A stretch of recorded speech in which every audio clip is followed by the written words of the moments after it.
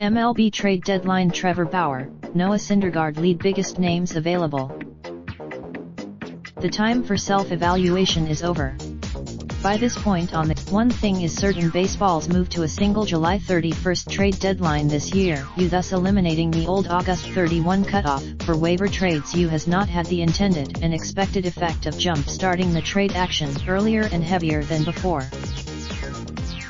There are other factors contributing to the thus far slow-moving trade market, including the fact only 2 of the 6 division races were tighter than 6 games entering Sunday, the sheer number of teams leading or within 7 games of a wild card, 10 in the National League, 6 in the American, and the fact everyone is more or less looking for the same things: lockdown arms for the front-end starters and or back-end high-leverage relievers of games.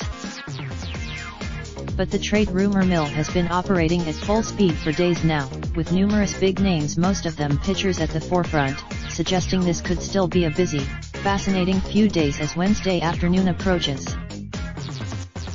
Here are the notable players who rank among the most likely to be moved before the deadline.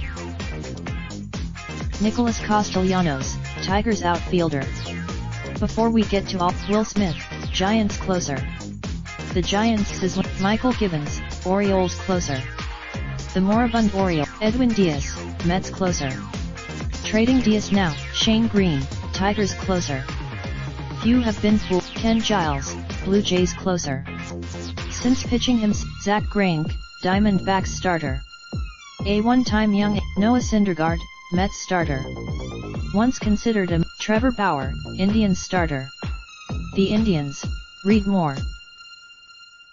Related slideshow players on the move at the deadline provided by USA Today Sports. Raindrop, drop top, top smoking, no cooking the hot pot. Fucking on your bitch, yeah, that. Looking up, open the park,